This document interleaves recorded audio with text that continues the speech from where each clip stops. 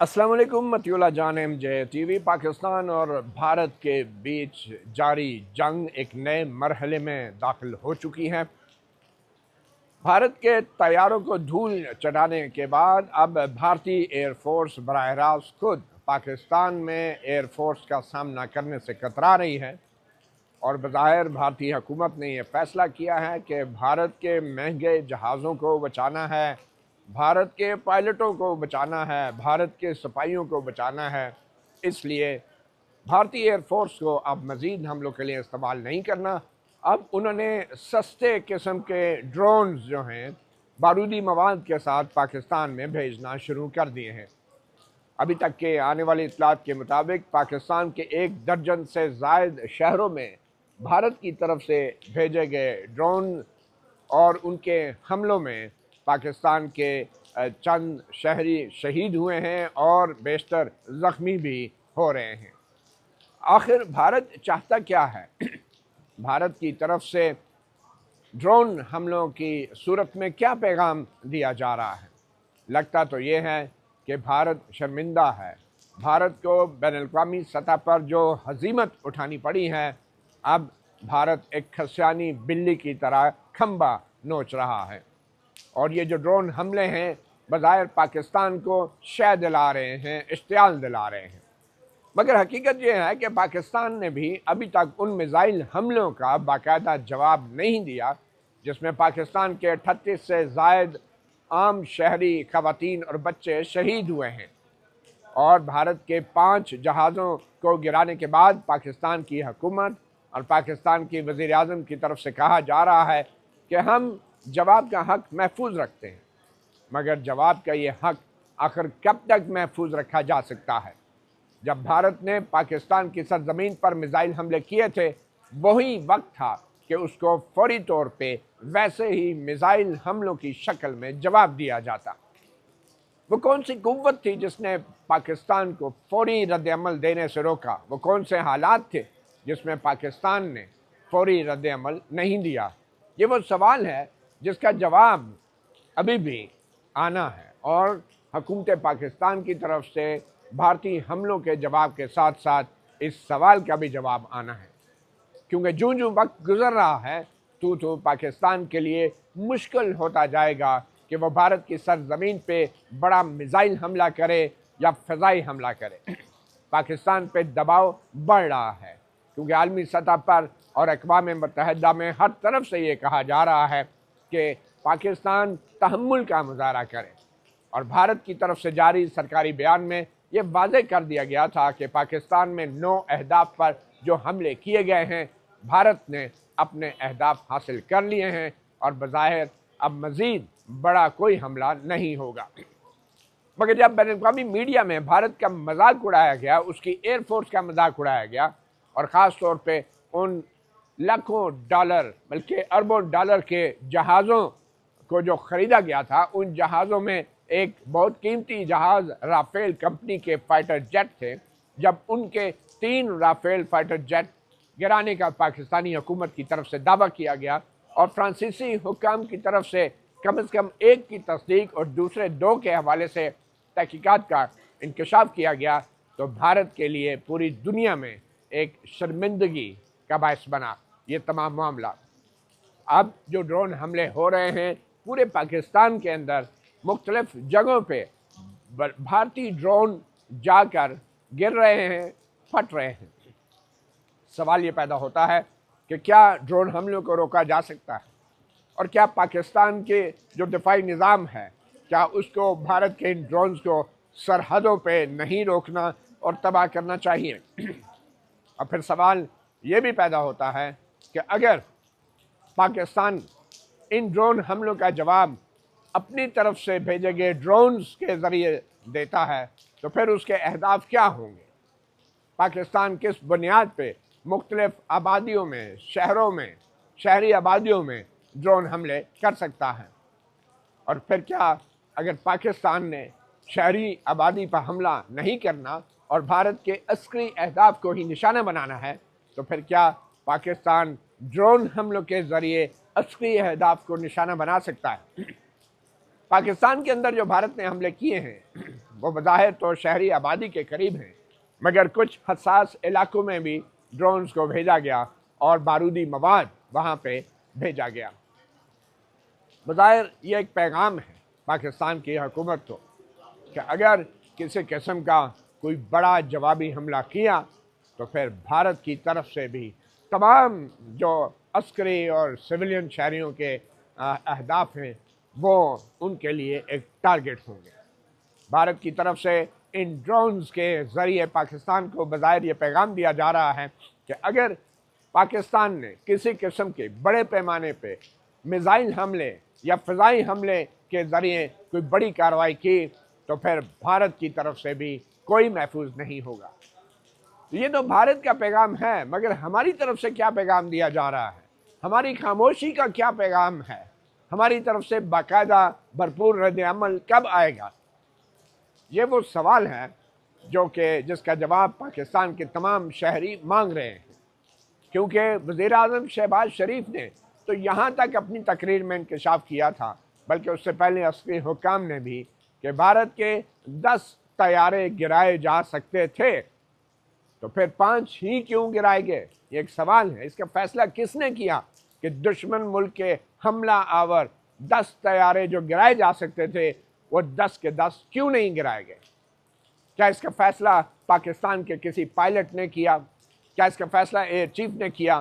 کیا اس کا فیصلہ وزیر اعظم شہباز شریف نے کیا کہ بھارت کے تمام 10 جہازوں کو نہیں گرایا گیا؟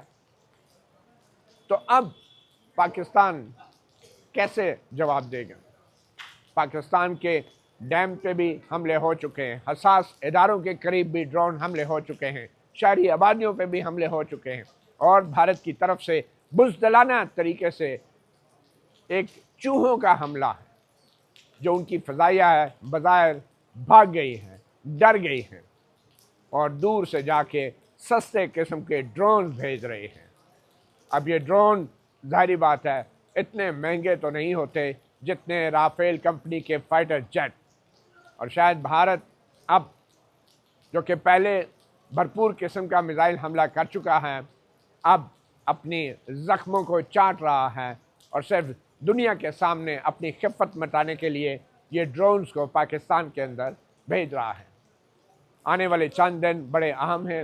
پاکستان کے جو ہوائی اڈے ہیں ان کو بھی بین الاقوامی پروازوں اور ڈومیسٹک پروازوں کے لیے بند کیا گیا ہے، اور وہ اس لیے بھی کہ بھارت کی طرف سے جس قسم کے ڈرون بھیجے جا رہے ہیں ان کا ہدف پاکستان کے ایئرپورٹس بھی ہو سکتے ہیں، مسافر طیارے بھی ہو سکتے ہیں، اور اس میں بین الاقوامی پروازوں اور ڈومیسٹک فلائٹس کے اندر جو عام شہری ہیں جو ان کے جہاز ہیں وہ بھی ٹارگٹ ہو سکتے ہیں۔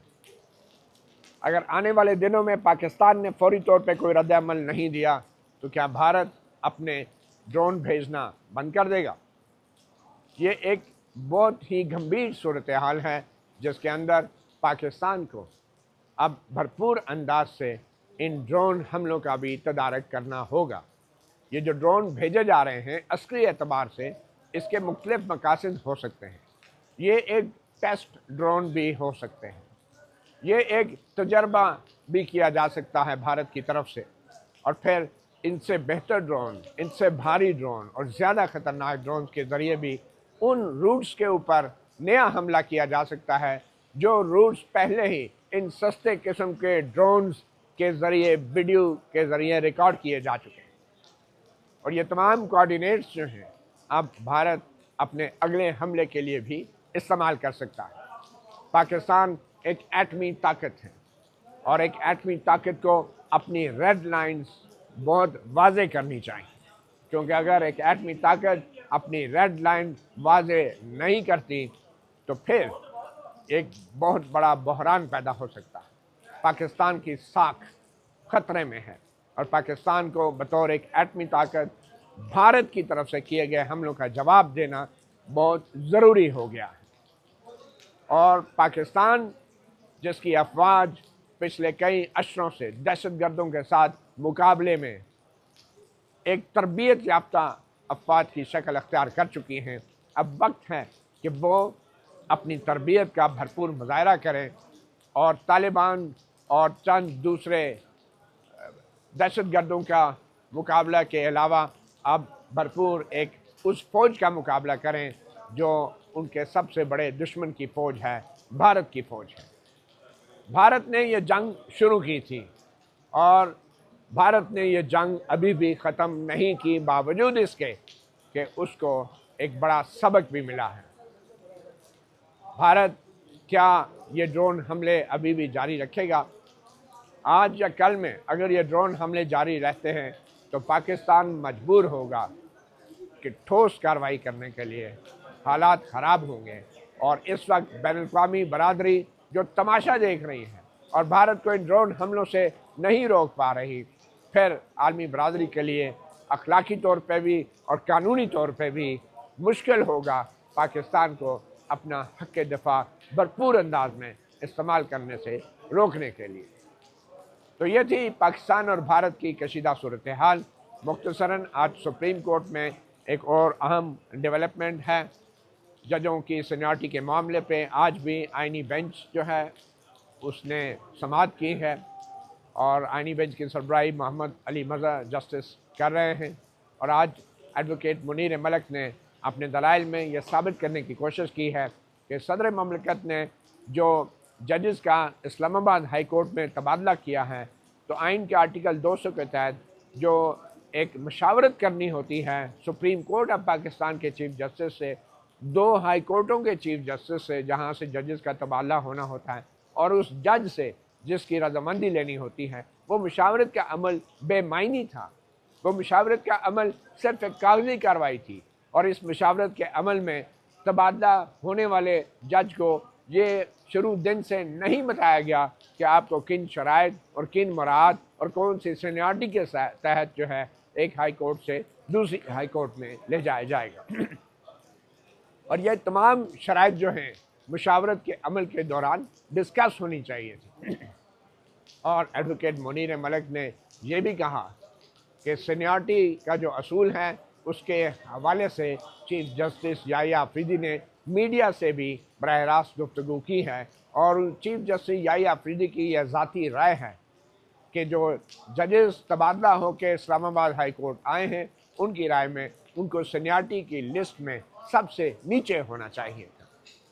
जिस पर जस्टिस मोहम्मद अली मज़हर ने इसकी तफसीलात मालूम की और आज के इन मुख्तसर दलाइल के बाद अब ये मामला बुध तक चला गया। आपको बताते चलें कि 19 मई को जुडिशल कमीशन का इजलास होना है और 19 मई से पहले जजेस के सीनियरिटी के मामले पे सुप्रीम कोर्ट का फैसला आना बहुत ज़रूरी है, क्योंकि 19 मई को जुडिशल कमीशन ने मुख्तलिफ हाई कोर्ट्स में लगाए गए कायम मकाम चीफ जस्टिस साहिबान के मुस्तकबिल का फैसला करना है।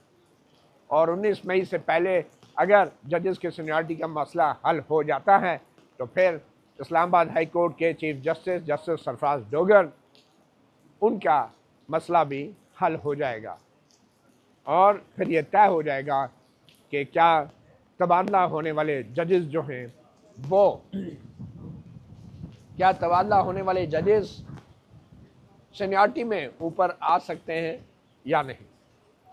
मतीउल्लाह जान MJ TV से इतना ही, इजाज़त दीजिए। अल्लाह।